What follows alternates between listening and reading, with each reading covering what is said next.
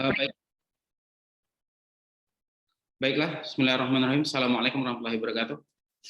Saya pembicara untuk mosi kedua dari Universitas Muhammadiyah dengan mosi Dewan ini menyesalkan anggapan di dunia pendidikan bahwa mahasiswa adalah pelanggan. Nah, seperti yang kita ketahui bahwa ekspektasi kita tidak tercapai dari pembicara mosi pertama tadi, karena dengan adanya harga yang tinggi, mahasiswa diungkapkan sebagai seorang konsumen oleh universitas. Nah, dalam kaitannya kali ini, universitas berhak menentukan harga yang tinggi, standar yang tinggi, karena mereka memiliki pola tentang bahwa konsumen adalah raja. Mereka menganggap harga tinggi yang ditetapkan itu tidak diiringi oleh kualitas yang diberikan. Namun, kami selaku tim oposisi sangat meyakini bahwa dengan adanya harga yang tinggi, dengan adanya standar-standar harga yang tinggi, kualitas sangat mempengaruhi. Nah, hal ini dapat ditunjukkan bahwa dengan adanya kelas-kelas internasional yang dapat diikuti oleh mahasiswa yang melaksanakan pembelajaran tingkat universitas di universitas swasta daripada universitas negeri. Nah, hal yang cukup disayangkan tadi, banyaknya biaya yang dikeluarkan itu katanya tidak sebanding dengan apa yang mereka dapatkan. Perlu kita kaji dan perlu kita tinjau ulang bahwa apa hal-hal yang didapatkan, sebuah pandangan yang memang sangat luas. Pandangan sebagai konsumen artinya perguruan tinggi dan pemerintah akan memperlakukan mahasiswa sebaik mungkin. Nah, hal ini tidak menutupi kemungkinan yang akan hadir, karena pada poin-poin tertentu pendidikan dianggap hal-hal yang penting dan pendidikan memiliki banyak jenis jenjang. Nah, banyak jenis perguruan tinggi yang negeri maupun swasta yang akan memberikan kesempatan untuk mengakses. Nah, pemerintah di bagian ini juga sangat kita sayangkan tidak menyediakan pola dan fasilitas. Karena ketika kita mengetahui kenapa banyak orang-orang yang masuk di sekolah atau di universitas swasta, karena mereka memahami pangsa pasar dan fungsi-fungsi yang ada sehingga dapat dimanfaatkan. Nah, ketika pemerintah itu tidak melakukan hal yang sama dengan pola yang diterapkan swasta, solusinya sederhana. Ketika banyak orang-orang yang mungkin terjerat, ketika dia tidak bisa masuk di negeri, maka dia akan pindah ke swasta. Kenapa pola pemerintah tidak membuka dengan ruang kelas yang lebih banyak sehingga dapat menampung?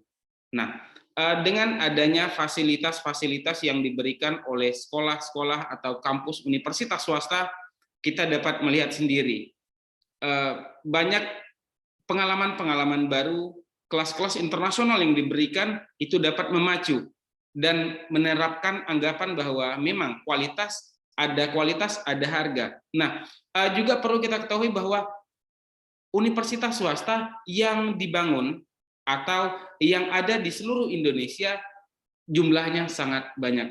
Nah, dengan jumlah yang banyak ini tidak hanya untuk klaster menengah ke atas, namun pihak swasta juga menyediakan pihak universitas kelas menengah ke bawah. Nah, hal itu apakah tidak baik atau tidak bagus? Dapat kita lihat fasilitas-fasilitas yang ada cukup mumpuni, bahkan untuk dosen-dosen yang sebagai tenaga pendidik di sebuah universitas swasta klaster menengah ke bawah, dia dapat memiliki pekerjaan-pekerjaan di kampus-kampus yang lain. Artinya, dengan pengalaman belajar yang telah didapatkan, dengan pengalaman belajar yang telah diterapkan di kampus A, B, C, D, itu dapat menunjang dari skill atau kualitas yang dimiliki oleh seorang dosen tersebut.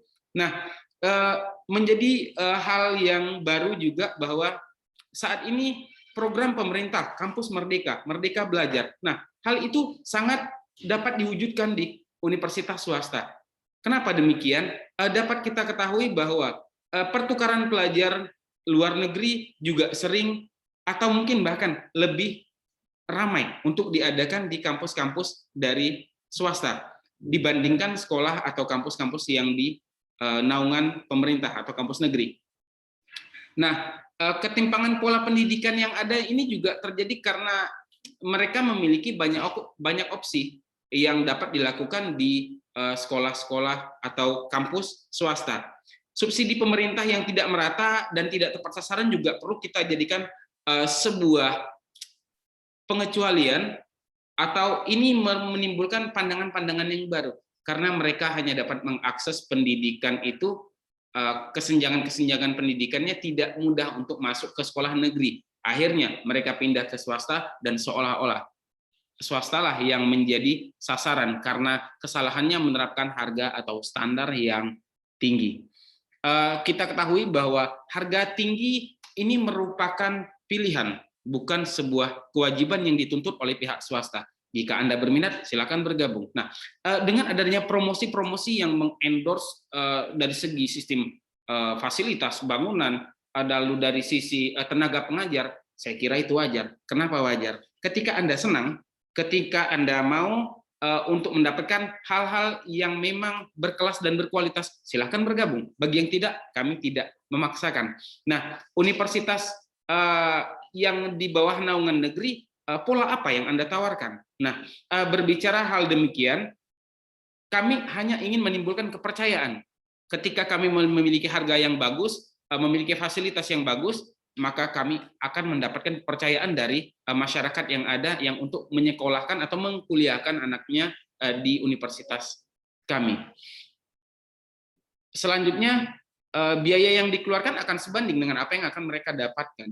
Karena ada beberapa kampus seperti BINUS dan Paramadina, walaupun konsumennya berbeda, tapi dia memberikan pandangan bahwa konsumen adalah raja. Dengan Paramadina yang Islami, lalu dengan Bina Nusantara atau BINUS, ya dengan polanya sendiri untuk sekolah-sekolah Chinese.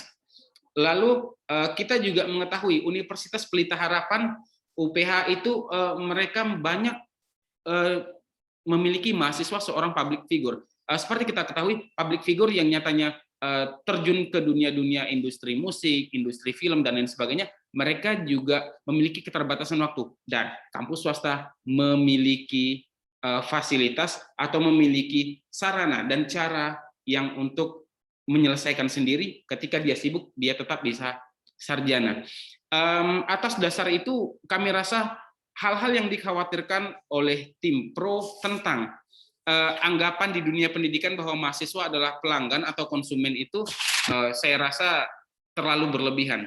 Nah, dengan solusi yang kami berikan ini, kami yakin dan percaya bahwa kampus swasta dapat menjadi sebuah solusi, dan mahasiswa sebagai pelanggan atau konsumen bukan hal yang menakutkan. Demikian, Assalamualaikum warahmatullahi wabarakatuh.